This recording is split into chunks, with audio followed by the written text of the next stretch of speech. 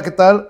Bienvenidos a una nueva sesión de la entrevista. Hoy tenemos un invitado muy especial y un tema muy importante, muy relevante, que ya lleva años que se puso de moda y que incluso ya hay estudios y que bueno, el tema que hoy vamos a hablar es lo que es ser un chef, ¿no? De lo que es este arte culinario y tenemos al chef Emanuel Martínez Díaz. Bienvenido, chef. Doctor, muy Sí, buen día. Muchas gracias mu- por la invitación. no, muchas gracias por estar aquí y compartirnos sobre lo que es este arte tan maravilloso como es el ser un chef, ¿no?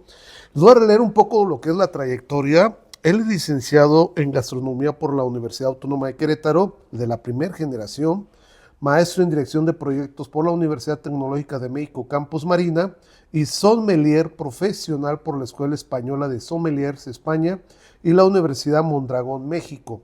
Ha realizado estudios en análisis químico de mostos y vinos por la Universidad Autónoma de Baja California en la Facultad de Enología y Gastronomía. Especialista en pastelería europea y contemporánea por el Centro Culinario Querétaro. Docente investigador para la Universidad Autónoma de Querétaro en la Facultad de Ciencias Naturales y la Facultad de Filosofía. Líder del Encuentro Interdisciplinario de Alimentación, Proyecto de Cultura y Extensión en la UAC. Se desempeña como vinicultor y apicultor en su negocio propio Finca Casa, Mardiz en Corregidora, aquí en Querétaro. Cuenta con 3 obras protegidas de Indautor y es productor en su marca de Dulce Azteca MX para medios de difusión en YouTube e Instagram. Chef Emanuel, ¿por qué no astronauta y por qué chef?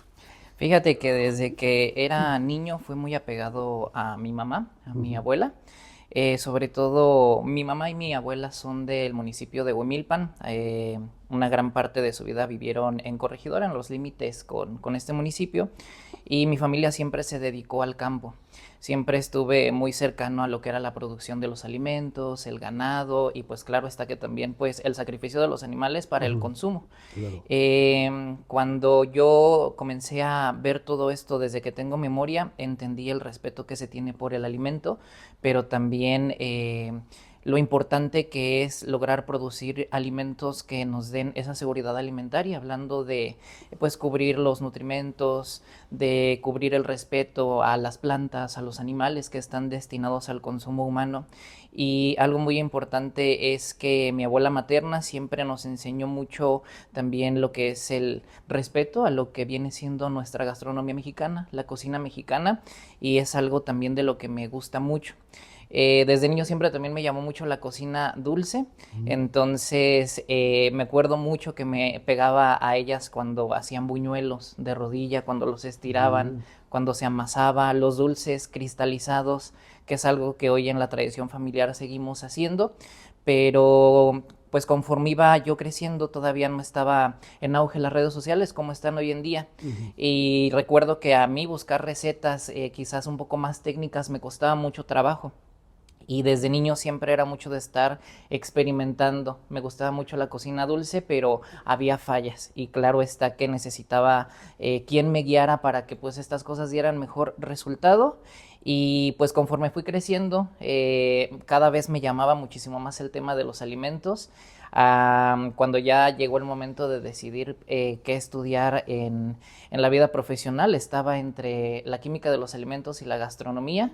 Y pues sí, muy orgullosamente, siempre lo he dicho y lo diré, pertenezco a la primera generación de la licenciatura en gastronomía aquí de la Universidad Autónoma de Querétaro. Y junto con una amiga me animé a meter mi inscripción para el propedéutico el último día que se cerraba. Si no me equivoco, éramos más de 1000 aspirantes en esa Sí, primera seguramente. generación. Logramos entrar 60 y muy orgullosamente y contento de haber logrado entrar. Excelente. Y ahorita que estábamos hablando, platicando, comentabas algo muy importante que te enseñó tu abuelita y ahorita me llamó la atención. El respeto al animal, el respeto a la planta, que es la que también nos provee los alimentos, como también los animales. ¿Nos puedes platicar todo sobre esto, por Sí, favor? ¿En qué consiste? mira, fíjate que Actualmente nosotros tenemos una finca que se llama Casa Mardiz, está exactamente en el límite de Corregidora con Huimilpan. Desde que era niño, yo una gran parte de mi vida estuve ahí hasta hoy en día, que sigo teniendo la fortuna de poder estarlo, y he visto la transición en cuanto a los recursos naturales que tenemos. Y creo que el que ha sido más determinante es el tema del agua. El respeto nos lo enseñan a partir de eso, principalmente el agua. Sin el agua no podemos cultivar, sin el agua no podemos darle de beber a los animales, podemos darles alimento, pero casi todo el ganado que se tiene necesita una gran cantidad de agua para mantenerse vivo, para mantenerse de calidad, para que siga procreando muchísimo más ganado. Cuando tú aprendes el respeto al alimento, entiendes algo vital e importante, y es que quienes tenemos el alimento sí tenemos un privilegio y no lo vemos así. Claro. Porque cuando nos ponemos a analizar personas que están en zonas muy precarias, en otras personas de quizás otras regiones, países que de verdad no tienen acceso al alimento, y aquí a veces tiramos los alimentos, tiramos la comida, dejamos que se descomponga, pero cuando estás per se en la producción del alimento, sabes lo difícil que es generarlo, sabes lo difícil que es cosecharlo. Estos últimos años, por ejemplo, el tema del agua ha sido determinante. Me ha tocado ver cómo presas, ríos, bordos se han secado, y entonces cada vez se encarece más el poder tener este recurso para producir los alimentos, y creo que de ahí viene el respeto, de saber lo difícil que es producirlo para aprender a valorarlo y saber que el mero hecho de tenerlo y poder consumirlo diario a diferentes horas es un privilegio que tenemos que ser conscientes. Eso es algo muy importante para todos los que nos siguen, que ya nos lo decía el chef, cómo llevar un alimento a nuestra mesa, pues tiene un proceso muy importante, el cómo primero el sembrarlo, cómo cuidarlo, cómo es importante el agua, porque el agua es lo que genera la vida. La vida. Y realmente el tener el agua nos genera el crecimiento de alguna planta, de algún fruto, de algún vegetal, que el día de mañana va a pasar a nuestra mesa, y de ahí debemos por eso cuidar el agua y tener que ser muy conscientes con todo lo que nos platica el chef. Y ahora que hablamos que había como 1000 aspirantes, hubo como una desbandada impresionante de muchas personas por ser licenciados chef, ¿no? en gastronomía. O sea, o en gastronomía. ¿A qué se debe eso? Porque ¿de dónde nace es esta corriente de preparar alimentos, pero no solamente prepararlos por preparar? Porque ahí te va una pregunta muy importante, porque quiero redondear esto. ¿Es un arte? Sí considero que es un arte acompañada de muchas técnicas, pasión, disciplina, amor a la profesión y a este gusto culinario. Y considero que aquí en Querétaro en especial, las primeras escuelas que ofrecieron la licenciatura en gastronomía están cumpliendo en estos años aproximadamente unos 20. Había solamente una institución y sí estaba reservado para un poder adquisitivo demasiado alto. Sí. Son universidades que por generación anual estaban recibiendo entre 5 y 10 estudiantes, lo cual limitaba totalmente a quienes quizás no teníamos ese poder adquisitivo para poder pagar estas escuelas. Como le comentaba, pues en mi caso pertenezco a la primera generación y creo que eso es primero que nada determinante, ¿no? La universidad marcó un antes y un después en Querétaro para poder estudiar esta disciplina, justo por esa necesidad de que la gastronomía es una disciplina, es una profesión. Había muchas escuelas que generaban cursos o carreras técnicas, pero no cumplían, no satisfacían completamente al mercado laboral, porque hay muchas personas que pueden cocinar, todos podemos cocinar, todos podemos ponernos a hacer de comer, pero hay una gran diferencia entre tener conocimiento, técnica, sustento y fundamento para poder hacer las cosas bien, a solamente poder hacerlas. Por eso es un arte, porque ya lo comentaste, ¿no? O sea, sí, cualquiera, bueno, yo no, pero si me dice cómo preparar un huevo, a lo mejor aviento todo ahí. No, hay una técnica de cómo abrir el huevo, cómo quede adornado el huevo. Ese es el toque, ¿verdad? Es como, ustedes saben que yo soy pianista, una cosa es tocar piano y otra cosa es ser pianista, ¿no? Hay una cosa diferente, Claro. ¿sí me explico? Y todo esto que estábamos hablando, que hay una cantidad impresionante de muchos jóvenes y chicas que quieren aprender este arte, esto viene Francia, ¿de dónde viene todo esto de que se requería sobre todo un hombre, ¿no? Porque había muchas Claro. cocineras, pero fuera un hombre que realmente hiciera ese tipo de elaborar platillos especiales que que no lo preparaba otra persona, ¿no? La gastronomía yo considero en especial que es una disciplina, una profesión, un arte, un hecho que se va transformando al paso del tiempo. Entonces nos podríamos ir todavía mucho más atrás. Sí. Yo siempre he considerado que los tres grandes imperios de Antiguo Mundo en el tema de alimentos son los que determinantemente marcaron qué es lo que iba a suceder en un futuro. Me refiero a cuando nosotros estudiamos en la parte histórica, antropológica, la gastronomía, los alimentos, la alimentación, hablar de Grecia, Roma y Egipto es determinante para saber cómo iba a seguir evolucionando. Eso no significa que imperios de Oriente o Mesopotamia o algunas otras zonas geográficas no marcaron algo importante, porque todo lo fue. Por Sí. ejemplo, en Mesopotamia pues nace el pan, la levadura, la cerveza, muchas cosas. Ah, es de ahí, de Así Mesopotamia, de es. ahí viene el pan. El vino, por ejemplo. Ajá. Para los fenicios hay una tabla labrada en piedra que se llama el Códice de Ur. Y en el Códice de Ur está el proceso de la viticultura, cómo se cultiva la uva, cómo se hace el vino, el pan, la cerveza. Y cada una de esas actividades son determinantes. Pero sí hay fases en la analogía de la cocina, de la gastronomía y del alimento que han marcado pues mucha relevancia. Y en efecto, yo creo que hoy en día, hablando como de una edad más contemporánea, sí yo coincido y considero que Francia es la madre de la gastronomía moderna o contemporánea. Han sentado las bases en cuanto a las técnicas culinarias de la cocina dulce, la cocina caliente, fría y salada, que son las 4 áreas de la gastronomía. Y pues de ahí en adelante se ha logrado migrar a muchas partes del mundo, y en este mestizaje que se ha creado pues es que cada vez tenemos más propuestas gastronómicas. Ahora algo también que menciona, doctor, es justo el tema del rol Ya. en la cocina, y eso se vive por ejemplo aquí en México, para no irnos tan lejos. Por ejemplo, en nuestras comunidades cerca de Amialco, Huimilpan, Corregidora, hay platos, hay comidas que solamente hacen los hombres, hay comidas que solamente hacen las mujeres, y no tanto por un tema de género, sino como por la responsabilidad que tienen de otorgarle el alimento. Ya. El caso, por ejemplo, de las tortillas, que también sucede en la zona serrana, está muchísimo más apegado a las mujeres, porque es un alimento instantáneo que le provee la seguridad alimentaria a la familia, al hijo. Y en el caso, por ejemplo, de las proteínas a grande masa, como son las barbacoas en hoyo, estamos hablando del hombre, que es el que pues sale, digamos, como a cazar el alimento, a procurar una cantidad muchísimo más grande que va a proveer durante días. Lo mismo ha sucedido en esta analogía. En Francia sí era muy determinante el papel del hombre, y que se ha ido modificando. Entonces actualmente pues tenemos chefs de toda edad y de todo género, y eso a mí me parece espectacular. No, y es maravilloso porque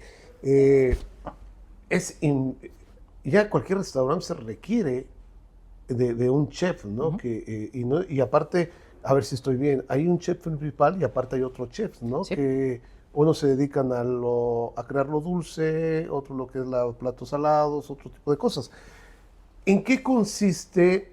¿Hay un chef integral o hay un chef especializado en cada área? Por ejemplo, yo sería un chef en lo dulce, que me imagino a todos los postres, que no me saldría nada, ¿eh? O sea, con eso les digo todo. Un día hice un licuado y no le puse la tapa y se salió. botó. Sí, pues no, soy muy torpe en todo eso. Pero bueno, ¿cómo se llega a eso? O sea, ¿hay especialidades específicas? ¿Cada quien se especializa en una sola rama de este arte? ¿O hay un chef integral que pueda hacer todo eso? Volviendo al tema de la licenciatura en gastronomía, esa es la particular necesidad de tener que profesionalizar los estudios. Sí puede haber un personaje que pueda conocer mucho de todo, y si lo comparamos con algo que quizás pudiéramos entender más fácil, tomemos de ejemplo la medicina. Está el médico general, pero claramente si tú quieres conocer más a fondo y especializarte, pues están todas las medicinas de especialidad. Y en el caso de la gastronomía es exactamente lo mismo. Algo importante es que en este proceso evolutivo hemos dejado de cocinar por cocinar, y hemos empezado a tener la necesidad de justificar qué pasa en el proceso de la cocción de los alimentos, de la obtención de estos. La gastronomía, hoy en día como licenciatura, es la profesión con 4 áreas que son cocina dulce, fría, salada y caliente. Y después de eso tenemos ahora sí las especialidades de la gastronomía. Perdón, aquí ¿cuál es la caliente? La caliente justo va por temperaturas. Ajá. Fría siempre va a estar en una cocina separada totalmente del área caliente, en donde se producen generalmente pescados, mariscos, ceviches, tapas, bocadillos, pinchos, canapés, algunas bebidas, gazpachos, o sea, todo lo que no requiere contacto con mucha temperatura o el mínimo calor necesario para su proceso de cocción. Eso es lo frío. Eso es lo frío. Qué interesante. ¿Ya vieron, chicas? Chicos, eso era interesante. Y lo caliente es Necesidad pasta. alta de calor, en donde tenemos planchas, sartenes, parrillas, grill, y por ende tienen que estar separadas, porque pues en una cocina se preparan cantidades inmensas de platos por hora, entonces la concentración de calor es muy alta, las necesidades que necesita físicamente el espacio para que estos alimentos se puedan elaborar de manera óptima, es por eso que se separan. Hablando de las especialidades, pues en efecto, llega un momento en el que el chef, que pues chef significa líder, y en el caso de un restaurante, una cocina, un servicio de alimentos, pues él es el que lleva el mando, pero no puede estar pendiente de todas las áreas al mismo tiempo, la supervisa, pero no puede estar intrínsecamente ahí en cada una de ellas. Y ahí es donde se empiezan a delegar las áreas de especialidad. Existen, por ejemplo, los panaderos, los pasteleros. El repostero no es tanto una especialidad, sino más bien es un puesto dentro de la pastelería. Está la chocolatería, la confitería. Tenemos también diferentes áreas de especialidad en función geográfica. Podemos tener una especialidad, o la tenemos aquí en México, que es cocina mexicana, cocinas regionales. Hay quienes actualmente especializan sus estudios en cocina prehispánica, cocina conventual, cocina mestiza. Eso es muy interesante. ¿Cuál es la comida prehispánica? Aparte de que sabemos que el tamal y todo lo que deriva del nopal, pero ¿cuál sería una comida prehispánica? Que uno va a un chef que prepare algo prehispánico, ¿qué sería? Mira, la cocina prehispánica, que hoy en muchas partes de México es lo que se le llama las bases de la cocina mexicana, es algo que al mexicano que estudia en torno a los alimentos, quien no lo enorgullezca y que no se sienta afín, no sirve para la cocina mexicana, porque es una realidad.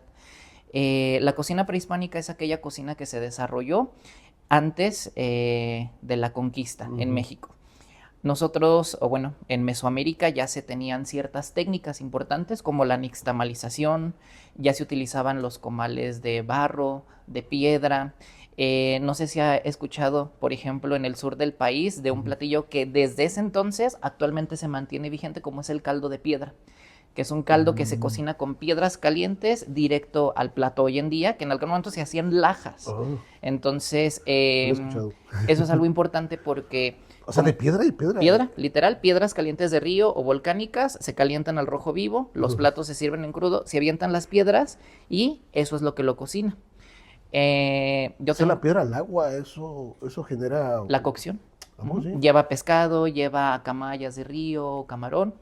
Actualmente, chile, cebolla, cosas muy, muy simples que ya se tenían, bueno, no simples, básicas, que ya se tenían aquí en Mesoamérica, y con el calor de la piedra se logra cocinar el alimento. Es un platillo que está inscrito dentro de lo que son las recetas del Conservatorio de la Cultura Gastronómica Mexicana, que ellos son el órgano consultor ante la UNESCO, porque la cocina mexicana es patrimonio cultural inmaterial de la humanidad. Interesante. Y a ver, ¿y este platillo es maya? Se preparaba en prácticamente todo Mesoamérica. ¿Todo Mesoamérica? Todo Mesoamérica. Hoy lo encontramos más hacia el sur de nuestro país, pero en todo restaurante, prácticamente en todo el país que esté especializado en cocina mexicana, seguramente va a ser un platillo que podremos encontrar. ¿Y cómo se llama, perdón? Caldo de piedra. Caldo de piedra, ¿lo habían probado? No, ¿verdad? Pero es interesante para checar y todo esto. Y qué interesante, chef, todo esto, el aprender, porque yo me imagino que se hace una investigación, porque se crean nuevos platillos, y para crear nuevos platillos tiene que ser una investigación para poderse crear ¿Cómo se hace esta experimentación? De ahí nacen los complementos y nuevas áreas de especialidad de la gastronomía. Algo que se ha hecho al profesionalizarla es que antes, y me atrevo a decirlo porque a mí todavía me tocó, siempre nos veían para abajo como, los cocineros, o los que hacen la comida, y no es así. El gastrónomo hoy en día tiene mucho fundamento desde contabilidad, administración, historia, antropología, química de alimentos. Yo, por ejemplo, que me dedico mucho al tema del vino y a la cocina dulce, siempre le digo a mis alumnos aquí en la licenciatura, la cocina dulce, la pastelería es ciencia pura. Entonces, en el caso de los estudios de los alimentos, estas especialidades en investigación, en antropología, historia de la gastronomía, es algo que nos ha venido a sumar, nos ha venido a complementar. Cuando queremos analizar un alimento, pues justo, hay que localizarlo geográficamente para empezar, hay que ubicarlo en la línea del tiempo, desde cuándo se tiene registro, empezar a hacer investigación histórica, antropológica, de campo, saber qué es lo que queremos hacer. Por ejemplo, algo que me gusta mucho y que hago y seguiría haciendo es dedicarme a la salvaguarda justo de todos los alimentos que tienen que ver con nuestra gastronomía mexicana, porque uno de los fundadores de nuestra licenciatura siempre nos decía, o seguramente lo han escuchado en algún momento, siempre nos decían, la gastronomía se está perdiendo. Pues no se está perdiendo porque nadie se la está robando. Más bien el hecho de que tengamos alimentos de otras culturas, comida rápida, ha hecho que eso es lo que utilicemos para alimentarnos hoy en día y que entonces no mantengamos vigente nuestros alimentos. Eso es muy importante lo que va a decir el chef, porque eso me llama la atención. Sí, cierto, nadie se lo está robando, se está dejando de hacer. Sí, porque acuérdense que a veces nos gusta la garnacha y los conozco, chicas, chicos, a ustedes les encanta la garnacha y a veces conseguir unas enchiladas queretanas. Pues antes se cocinaban mucho, o las mamás lo hacían antes, y ahora hay que buscar ciertos lugares, ir a los barrios, a ver qué nos hace, porque ya no se hace por esto que dice el chef, que es muy interesante, la comida rápida y todo esto que se está perdiendo y que no debería de perderse, porque es parte de nuestra esencia, de nuestra cultura, de nuestra sociedad, ¿no, chef? Y mire, ahorita que menciona, por ejemplo, el tema de lo de las garnachas, que es algo mucho que define a toda la zona centro del país, todos estos alimentos que han evolucionado al paso del tiempo en nuestra línea de la gastronomía mexicana, tuvieron una razón de ser. Se han quedado porque pues son deliciosos, por algo nos reconocen dentro y fuera del país, pero por ejemplo en el caso de las garnachas son un alimento que nace en la época de la revolución, porque todos los hombres se fueron a pelear y entonces el poco alimento que había que saturarlo de calorías y ya se entendía en ese momento que era eso. Entonces, ¿cómo hago que una masa sea muchísimo más calórica? Vamos a freírla. Y con la grasa entonces se satisfacía la necesidad de energía que se tiene. Y entonces cuando entendemos cuál es la necesidad por la cual esos alimentos se fueron comportando o evolucionando de esa manera, pues hay que entender que entonces ahora quizás sí nos las podemos comer, pero no nos vamos a comer 4 o 5 gorditas, sino nos las vamos a comer 4 a las veces a la semana. Ok. Eso es interesante. Entonces, a partir de la Revolución Mexicana es cuando se... Las garnachas. Las garnachas, que se cose la masa en el aceite y es como... ¿Eso era para dar calorías? Era una necesidad de preservar el alimento. Una tortilla que no esté caliente o que no esté cocida no me va a durar lo mismo que algo que ya está frito. Y también se dieron cuenta que estos alimentos fritos les daban muchísimo más saciedad y tenían muchísima más reserva de energía. Ah, qué interesante eso. O sea, ¿qué tan entre... Ahora sí, gran conocimiento que estamos teniendo con el chef, porque es algo que a veces nosotros no entendemos y lo que es las calorías y que entran ya los nutriólogos con todo este tipo de cosas, pero dicho por un chef que son los que realmente son los expertos sobre cómo cocinar, pues es algo interesante eso que nos está platicando, chef.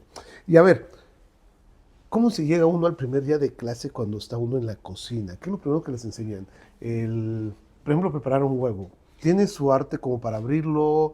O todo eso, porque a partir de ahí empieza todo eso, ¿no? O sea, alguien, un ser mortal como yo, agarra un huevo, como esto, así, y ahí va, ¿no? O veo que lo hacen así y se rompe. Tiene un arte, ¿no? Una técnica y todo eso, ¿no? Justo, el hecho de tecnificar algo, no solamente aquí en el país, sino a nivel internacional, pues la técnica es eso, son bases, son fundamentos, son criterios que hace que en todas partes esos conceptos, esas acciones, palabras se unifiquen. Y en el caso de la gastronomía, yo por ejemplo le podría decir, seguramente usted cuando come barbacoa come cebolla en brunoise. No me gusta la cebolla, pero... O por ejemplo le pero pone a sus tacos cuando come, tantita salsa roja. le puede poner por ejemplo cilantro en chifonada. Eso sí, el puro cilantro sí. Y cuando escuchamos esas palabras decimos, pues, ¿qué es eso? Bueno, claro está que en términos de gastronomía son cortes, son técnicas. Y que ya si lo queremos hacer coloquial, pues, por ejemplo, un brunoise es un cubito.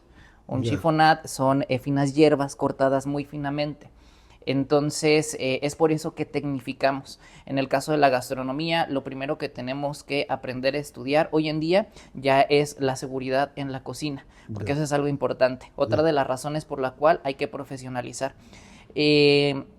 Al paso de los años se ha visto en la cocina accidentes muy muy graves, delicados, en donde nosotros tenemos que utilizar calzado específico. Nuestras prendas tienen cierto textil, tienen cierta textura, tienen ciertas capas por si tenemos algún accidente que han ocurrido. Imagínense, en la cocina estamos todo el tiempo con fuego, lumbre en nuestra cara prácticamente, ollas de aceite, de agua caliente, y hay muchos accidentes en donde se echan todo encima y pues las personas sufren quemaduras impresionantes.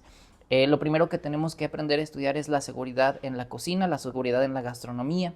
De ahí el alumnado comienza a estudiar todo lo que tiene que ver con las técnicas culinarias, cortes de frutas, verduras, y algo muy importante para todos aquellos que estén interesados en estudiar gastronomía es que una vez que entras a esto, tienes que probar todo, te guste o no te guste. Es más, no hay algo que ya no te guste. Todo te va a gustar a partir de ahí. Qué bueno que no estudié, porque no podía con la cebolla ni con el ajo, no lo había podido hacer, pero qué interesante eso. Sí, porque una cosa y algo importante es que puede ser que a ti no te guste, pero eso no significa que al resto de las personas no les gusta. Y si tú te vas a dedicar a vender un servicio o producto, que en este caso va a ser un alimento, pues tienes que aprender a qué sabe, a perderle ese disgusto para que si tú no lo consumes, mínimo sepas cuáles son sus características sensoriales y cuando alguien te lo solicita, entonces elabores lo que te estén pidiendo. Eso no lo sabía, ¿eh? O sea, hay que probar Todo. Todo.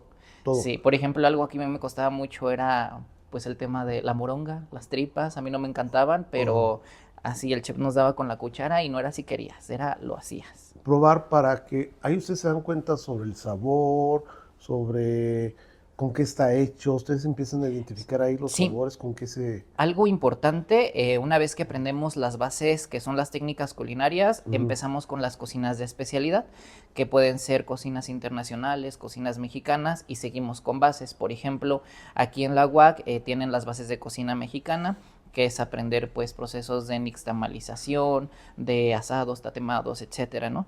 Y pasando al factor de entender el alimento, tenemos que aprender algo vital que es la evaluación sensorial. A partir de la anatomía y la fisiología de nuestros sentidos, tenemos que aprender a valorar organolépticamente un alimento. No solamente es como que, masticamos el ceviche, no. Hay que oler el ceviche, ver el ceviche, escuchar el ceviche. ¿Cómo escuchar? Eso me llama la atención. Fíjate, por ejemplo, te voy a poner un caso bien claro. Yo aquí en la licenciatura doy el área de la cocina dulce. Y hay algo que hacemos que necesitamos prácticamente siempre, que es el caramelo o azúcares cocidos. Pero el azúcar cocido, el azúcar se empieza a fundir por ahí de los 140 grados. Y entonces hay densímetros, o bueno, más bien el densímetro va a llegar a una temperatura que ya, o bueno, más bien a temperaturas en donde ya no mide la densidad. Y nuestro aparato para medir densidad son nuestros dedos. Metemos el dedo en agua fría, lo metemos al caramelo caliente y dependiendo cómo se comporta en el tacto, es como tú sabes cómo van los grados de cocción. Pero claro está, no nos vamos a exponer a eso. Conforme vas avanzando y vas tomando experiencia, pues claramente entre menos agua hay en el caramelo, se escucha de una manera diferente cómo va avanzando. Empiezas a escuchar cómo las burbujas al principio hierven y hierven, pero conforme va avanzando el tiempo, la burbuja es más grande, truena diferente, se escucha de manera diferente. Porque algo a lo que nos exponemos mucho es al contacto directo con el calor, y si nos ponemos a ver personas de edades más avanzadas, muy lamentablemente las personas que están de 60 años para arriba en el área de la gastronomía, un alto porcentaje presenta problemas de artritis por la exposición al calor. ¿A poco? O sea, es complejo, ¿no? Yo creo que es una disciplina muy, muy padre, o sea, muy... Yo la admiro mucho, ¿no? Porque pues, hay que tener un amor para poder hacer todo esto.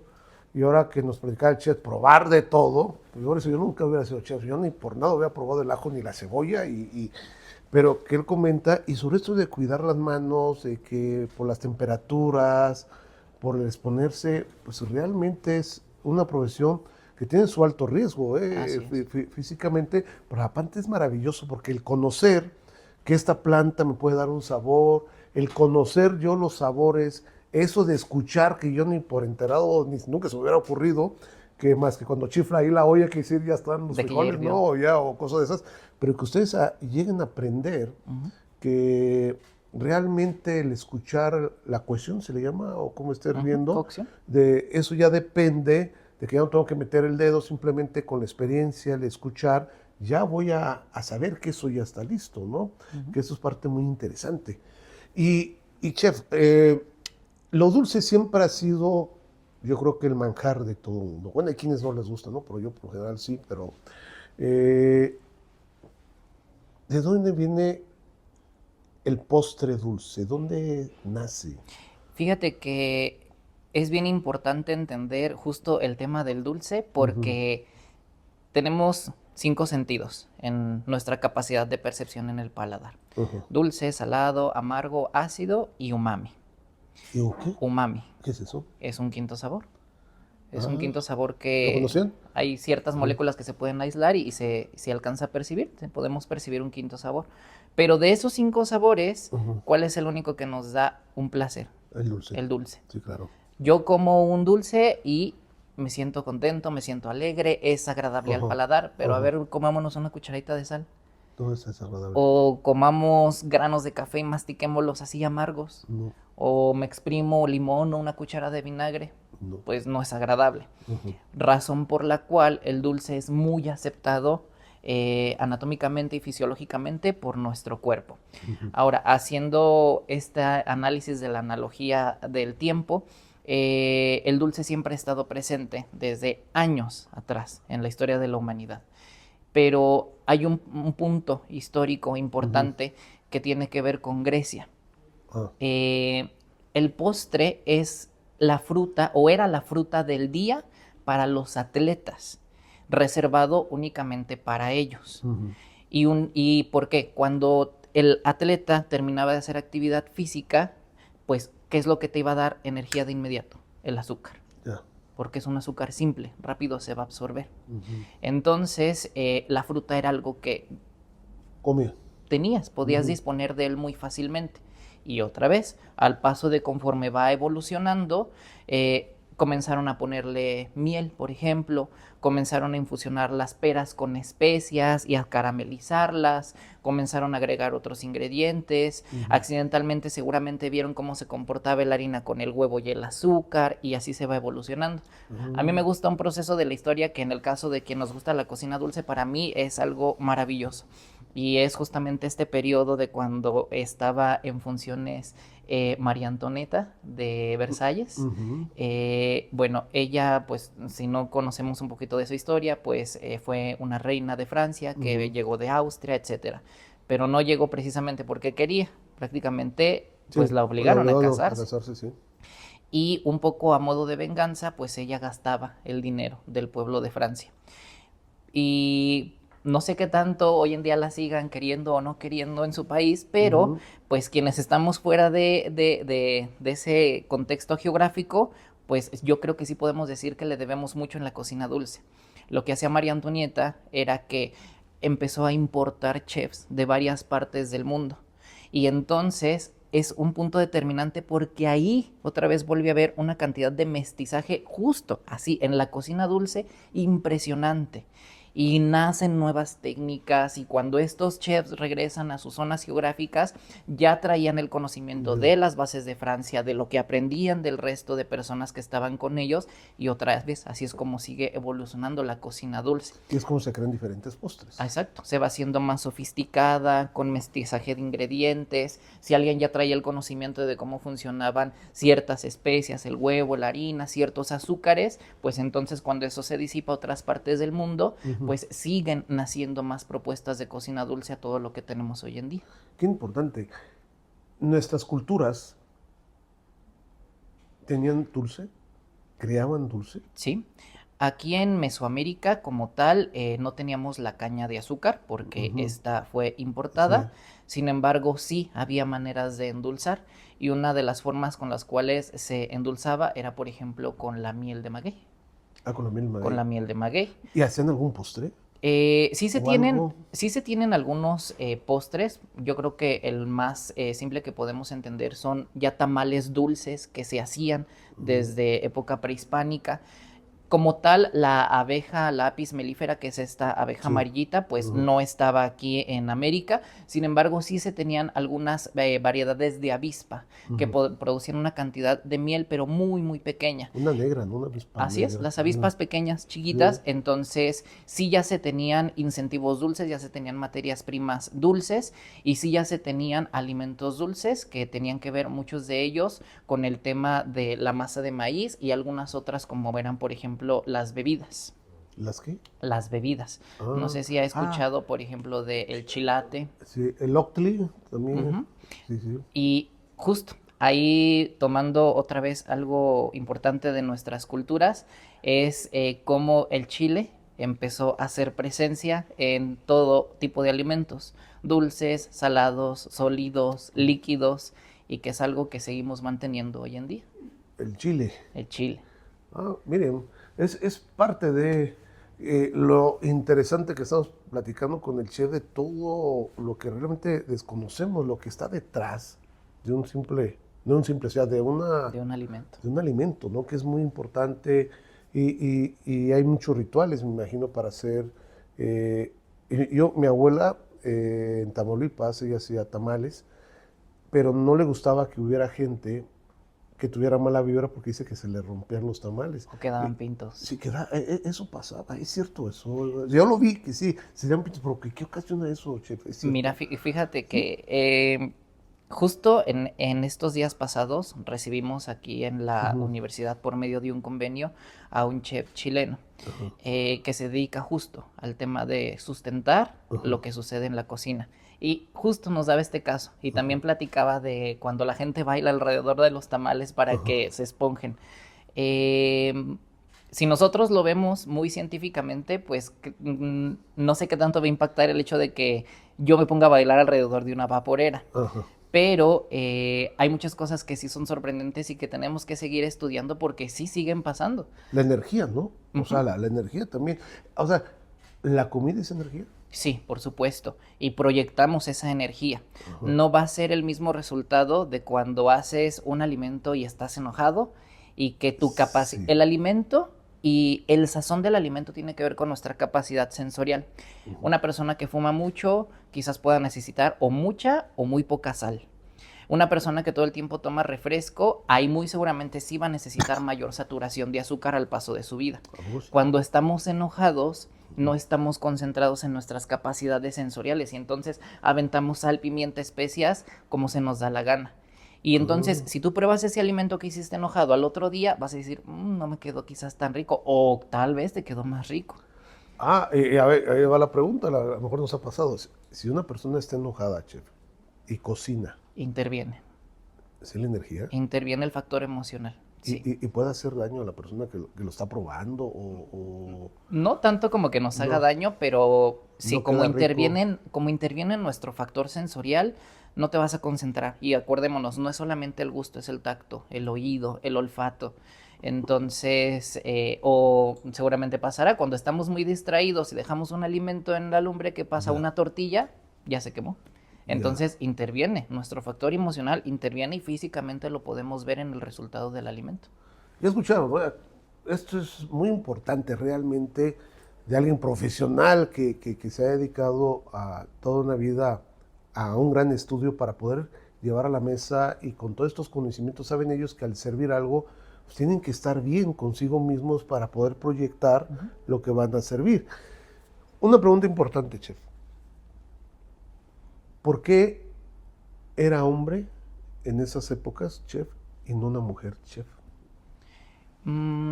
Estoy hablando periodos, no ahorita, ¿no? O sea, hay muchas chicas ya, ¿no? Y todo eso, pero antes, ¿por qué sale la figura del hombre, el chef, y no una mujer? El hecho de estar en la cocina necesita, o bueno, lo sigue necesitando, pero hemos evolucionado, claro está.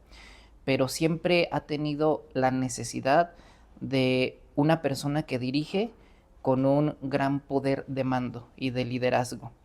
Y lamentablemente, tiempo atrás, a la mujer no se le veía como una persona De con liderazgo. poder o con liderazgo. Y es una razón por la cual el hombre se empezó a apoderar de la cocina. Ya. El hecho también de manipular equipos pesados, de exponerse al fuego, era también como un incentivo de protección hacia la mujer, ya. que claro está, hoy en día pues no es necesario en el sentido de que todos lo podemos hacer, tanto hombres como mujeres.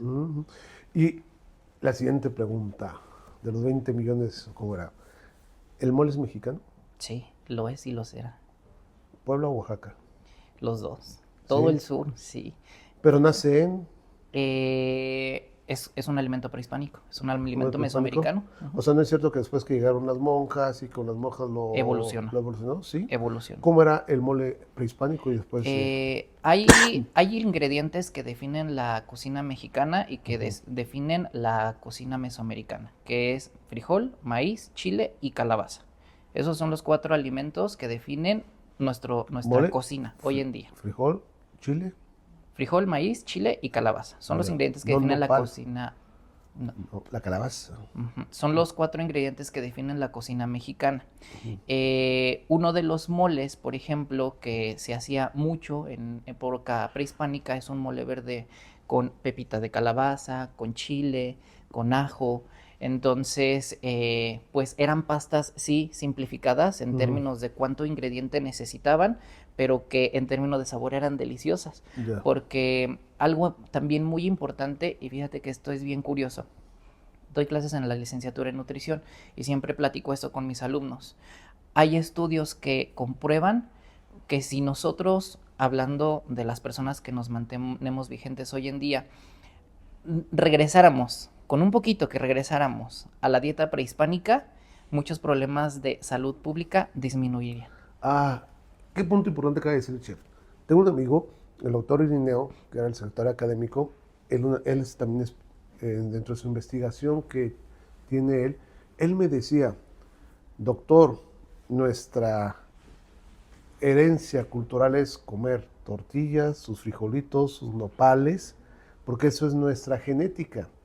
El llegar y comer de otros estados, como de otros países como la hamburguesa, la pizza y todo, no es parte de nuestra genética. Y él decía que eso que nos está comentando el chef tiene implicaciones en nuestra salud. ¿Estoy en lo correcto? Sí. Todos nuestros alimentos que son prehispánicos, mestizos y todavía conventuales tienen una característica importante, que es que no tienen una sobresaturación de azúcares, no tienen una sobresaturación de grasa, y por el contrario tenían un altísimo contenido en proteína de alta calidad y en hortalizas del campo. Yo, por ejemplo, le preguntaría a usted, cada que estaríamos comiendo verdolagas, quelites, flor de calabaza, habría que analizar qué es lo que estamos comiendo, qué es lo que estamos acostumbrados a comer por tema cultural y también cómo lo estamos consumiendo, porque puedo comer calabaza o guía de calabaza, pero si toda la voy a freír. No. Antes sí comí verdolagas, pero no las comí porque estaban bien picosas, ¿no? pero sí me gustan las verdolagas. Pero aquí veo una pregunta importante, porque tiene toda la razón. Las pastas generan mucho azúcar. Es un carbohidrato complejo, finalmente estamos comiendo azúcares, la diferencia es cómo lo vamos a asimilar, a digerir. No es lo mismo comerme el azúcar en su unidad más simple, glucosa, fructuosa, a comérmela en un carbohidrato complejo que va a llevar un proceso. Y la tortilla es más saludable comer 4 o 5 tortillas al día. Mire, eso es algo justo súper importante cuando nos preguntan mucho y qué bueno que en este momento tengo la oportunidad de responderlo. Muchas veces el gastrónomo, y si nos preguntan es porque ha habido personas que cometen el error. El gastrónomo se toma la aseveración de poder decirle a las personas cuánto pueden consumir. Y eso no nos toca a nosotros. El gastrónomo debe de entender hasta dónde está su límite y su responsabilidad para sugerir alimentos, porque hay un profesional de la salud que es el nutriólogo, que es el único que en función de nuestra anatomía, de nuestras necesidades, de nuestros estudios de sangre y de muchas cosas, él es el único que podrá decir cuántas proteínas, cuántos carbohidratos, cuánto de cada cosa, cómo, en qué momento. Y qué bueno que sacó ese tema, fíjese. De repente veo muchos profesionales de la gastronomía allá afuera que habría que ver qué tan profesionales estamos siendo. Claro. Y aseveran a decir, sí, yo vendo cursos de cocina saludable, o yo vendo cursos de cocina vegana, o por ejemplo yo que estoy en cocina, en el área de la cocina dulce, me preocupa ver cómo los chefs aseveran y dicen, sí, estoy vendiendo repostería baja en azúcar, o repostería para personas que viven con diabetes. ¿Qué te hace creer que tú puedes decirle a alguien si ese alimento cumple para ser para alguien que vive con diabetes? Claro. No porque ya le bajaste 2 cucharadas de azúcar, significa que ya lo puede consumir. O no porque estés usando miel, significa que eso no es azúcar. Y eso es algo súper importante. El gastrónomo tiene un alcance impresionante, pero hay una gran diferencia entre que nosotros demos una alternativa de un alimento para una patología, alimentación o estilo de vida, a que aseveremos que eso lo puede consumir alguien. Ya. Yo lo que hago en el área de la nutrición o con el área de la nutrición es que a mí me encanta proponer, es algo de lo que hago. En cocina dulce me dedico a producir alternativas de cocina dulce, pero eso no significa que porque yo genero una alternativa, yo puedo aseverar que alguien lo puede consumir. Al generar la alternativa, el nutriólogo lo evalúa y entonces él dice, ah, perfecto, tu alimento sí es candidato para alguien que vive con diabetes, o alguien que tiene hipertensión, o alguien que que vive con una dieta vegana, vegetariana. Entonces eso es algo muy importante que también es eso, vital difundir para que entendamos hasta dónde llega también nuestro alcance. Oh, muy importante. Y a ver, chef, lo siguiente, ahora que ha cambiado mucho ese concepto que estamos hablando, ¿no? El keto, que azúcar del monje y todo eso. ¿Qué tan cierto eso? ¿Qué produce el keto? ¿Qué es el keto? Que hablamos de eso, ¿no? De que si un keto reduce menos riesgo para una persona que esté enferma de X cosa, que no pueda comer tantos carbohidratos, todo tipo de rollos. O sea, ¿qué cosa es esto? No tiene muchos años que están saliendo estas corrientes evolutivas en función del tipo de alimentación. Eh, Veganos o volacto-vegetarianos, solo vegetarianos, personas que efectúan la dieta keto y demás. Van en función del tipo de alimento que consumen, pero desde el perfil gastronómico, pues de nueva cuenta.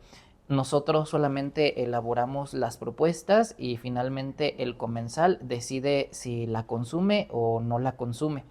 Pero algo importante es que, y justo que está en el nuevo MEU de nuestra universidad, algo importante es comenzar a hacer nuestras disciplinas interdisciplinarias y multidisciplinarias. Ya. Aprender a trabajar, a ser equipo, porque pasa que si todas las profesiones trabajan de manera independiente, pues entonces los esfuerzos no están alineados. Claro. Por el contrario, cuando el nutriólogo empieza a trabajar con el gastrónomo y se une el químico en alimentos, pues entonces tenemos alimentos que nos garantizan seguridad alimentaria, inocuidad, calidad, etc. Bueno, miren, son corrientes que se están viendo mucho, ¿no? Con todo esto del fitness, de todo esto de estar cuidando y todo esto. Pero bueno, volviendo al arte culinario, el pan. El pan que viene de Europa, todo esto, pues también es un pan que lleva un arte, ¿no? El poderlo realizar, el poderlo hacer. este, ¿realmente viene de Grecia y de Roma o hay otros antecedentes, chef? Desde los sumerios en Mesopotamia. Ahí está la ¿La técnica de cuna? la base de cómo nace la fermentación con el trigo. ¿Cómo era eso? Viene a partir del proceso de la cerveza. En un Ujú. momento se quedó cebada, hidratándose, mojándose, después empieza a fermentar, después ese líquido que ya generaba burbujas se le pone al trigo y entonces se ve que empieza a crecer esta masa fermentándose, que cuando se cocinaba ya no era dura, ya no era plana, era con cierta textura más esponjosa, ciertas burbujas, más crocante por afuera, pero suavecito por dentro, y claramente texturas que van evolucionando y van gustando. Actualmente podemos decir que de la cocina contemporánea y de esta época más contemporánea, las bases de la panadería están sentadas así, en la panadería europea. Por ejemplo, en el caso de México, tenemos en cuanto a panes, Es una variedad impresionante. importante, que son los, por ejemplo, el pan, sobre todo el pan de azúcar, ¿no? A ver, que eso es una pregunta donde yo quiero llegar. ¿México tiene la variedad de pan dulce más grande que cualquier otro país, chef? No sabría si es exactamente la más grande, pero sí me atrevería a decir que es de las más vastas que tenemos. Y en efecto, en pan dulce es de lo más que tenemos. Por cada estado de la República podríamos contar inmensidad cantidad de panes, y la gran diferencia que ahí sí me atrevo a decir que tenemos ante el mundo es que nuestros panes dulces no están basados en una sola masa o en masas madres acompañadas de ingredientes. Nuestros panes están basados en colores, en texturas, en sabores, y algo súper importante es que muchos de nuestros panes van en función de nuestros vínculos afectivos hacia fiestas, tradiciones y momentos especiales, Exacto. como la rosca de reyes, el pan de muerto, etcétera. Ah, y el buñuelo, ¿no? Los buñuelos, los Que hablamos de buñuelos. todo eso. Pero es algo muy, muy importante porque cuando uno tiene la oportunidad de visitar otros países, no encuentra uno Lo mismo. lo mismo que tenemos aquí, ¿no? De esta riqueza que impresiona a todo el mundo. Y Chef, ya vimos las características que debe tener una persona que quiere estudiar gastronomía y todo lo que tiene que prepararse para lograr realmente salir con esta licenciatura, que sí fue un boom cuando se salió, por lo que comentaba de que la única escuela que existía era carísima y que esto da la oportunidad de que muchos chicas y chicos puedan hacerlo. Cuando uno sale de la carrera, ¿qué es lo que hace uno? ¿Cuáles son sus prioridades? ¿A dónde se van? ¿Se van y se meten a un Sambors, a una repostería? ¿O hay que especializarse después para hacer todo este tipo de cosas? Esa es como una pregunta. Y como dos, ¿qué es un sommelier? Por favor. Mira, algo que...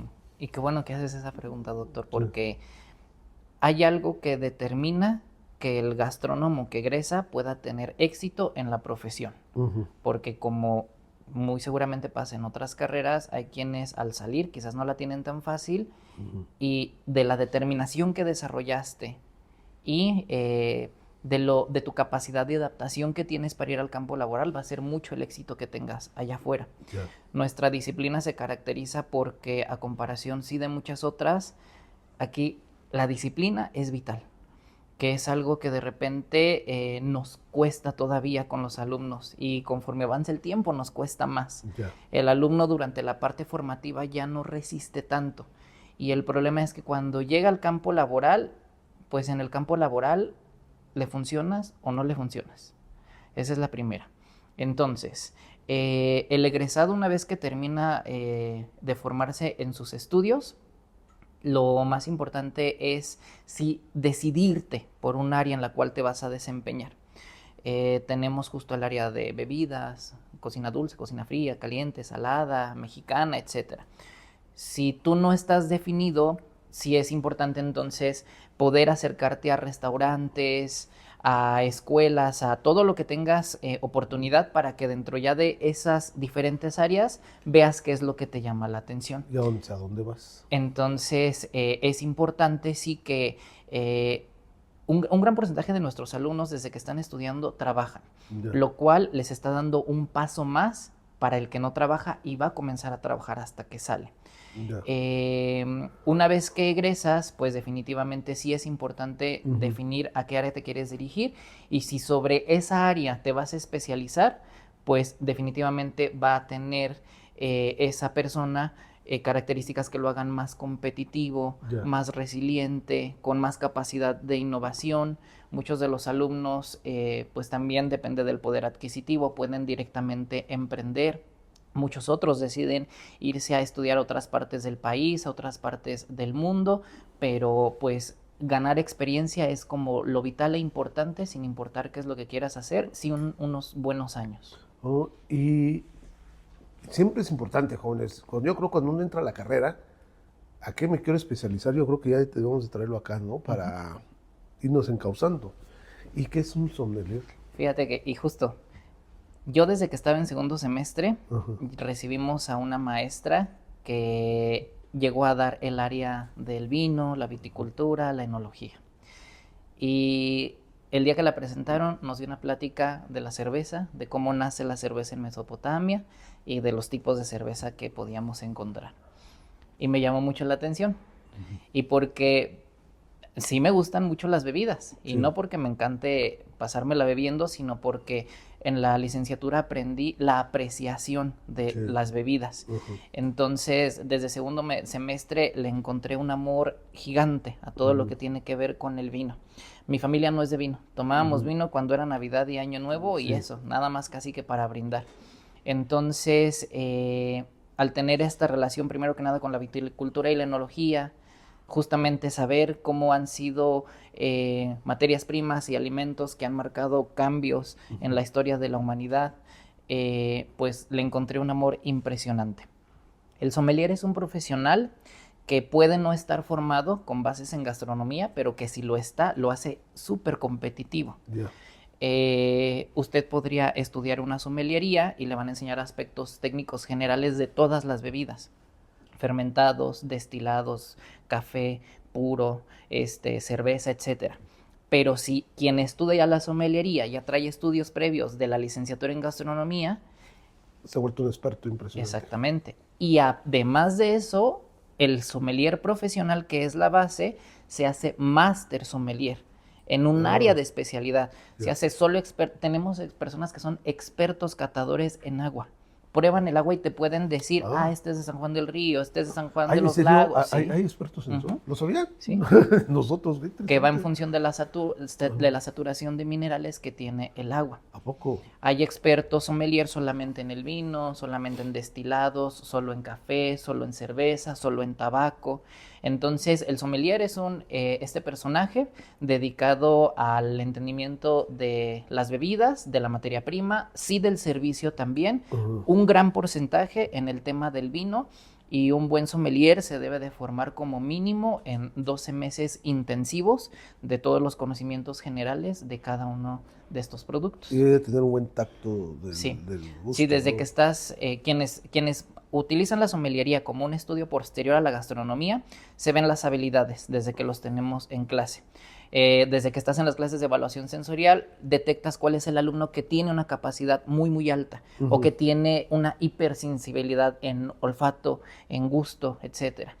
Y yo he dicho que quien se dedica a la sommelería o quien se dedica al estudio de la evaluación sensorial de los alimentos y está relacionado con la gastronomía, allá afuera viene, y estoy seguro que vienen unos años en los que se va a hacer muy competitivo, va a tener una gran área en campo laboral, porque las personas lo que están buscando hoy en día es tener experiencias con los alimentos. Yeah. Pasamos un periodo en el que la gente comía por comer, pero ahorita estamos volviendo a provocar que las personas estén más vinculadas afectivamente con el alimento. Y entonces cuando tú sensorialmente entiendes los alimentos y esos alimentos los conjuntas para que cuando tengas un bocado, no solamente sea el bocado del pastel, es el pastel teniendo características, texturas, colores, aromas, y si a eso tú tienes todavía la virtud de poder acompañarlo con un vino blanco, con un vino tinto, crear una experiencia, y luego todavía una atmósfera en la que trazas una cena maridaje con música o una cata a ciegas en la que te van a ir dando a degustar diferentes texturas, entonces eso hace que ofrezcas un producto que muy pocas personas lo van a poder hacer. Qué interesante. O sea, el ambiente tiene mucho que ver para una buena degustación, ¿no? Ujú. Como última pregunta, ¿cómo se logra hacer Michelin?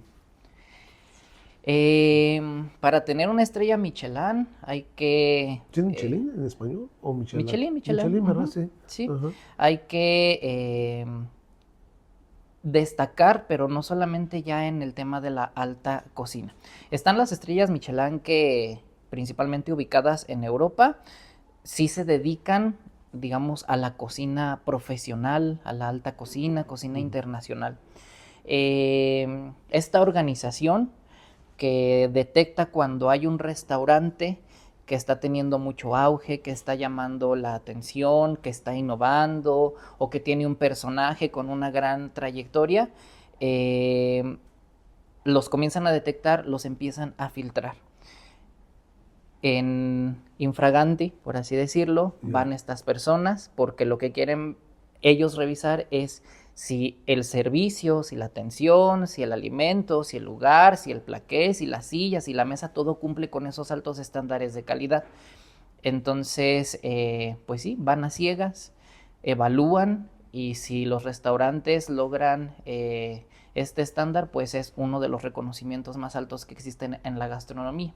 La guía Michelin también lanzó hoy en día estrellas a nivel internacional, que aquí en México ya se tienen algunas en el Ya. sur, en el centro, en el norte de nuestro país, y que muy a mi gusto y muy contento puedo decir que muchas de esas estrellas, que no solamente aquí en el país, sino en otras partes del mundo, se están dedicando un poco más a la cocina coloquial, a la cocina que se encuentra hasta en las calles.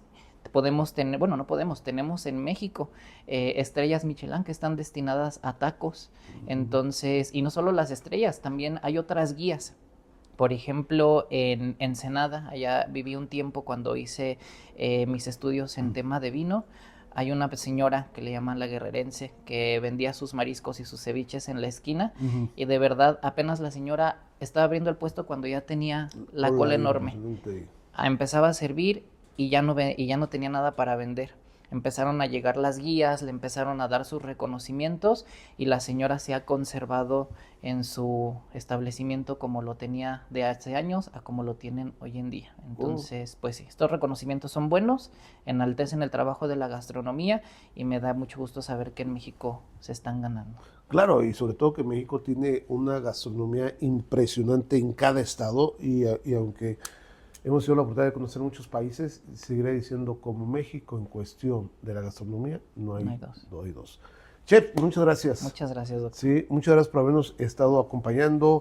Eh, el chef Emanuel Martínez Díaz, que también es docente de la universidad y que realmente nos vino a dar una plática muy interesante de lo que todo lo que lleva la gastronomía es ser un chef y que realmente será tema de muchas horas platicar porque pues, es un arte. Ya nos cuenta que es un arte hasta cómo comprender y valorar una planta, un animalito que después va a ser parte de un plato, de una mesa, cómo cuidarlos para que todo se lleve a un buen fin, el gusto, la energía, muchas cosas, es lo que siempre hay detrás de una persona que está poniendo un plato sobre la mesa de nosotros. Muchas gracias, chef. Muchas Muchas gracias, gracias a doctor. todos por seguirnos en nuestras redes TikTok, YouTube, Instagram. Y acuérdense, pónganos ahí qué tema les gustaría que estemos compartiendo con todos ustedes. Muchas gracias y que pasen una linda tarde.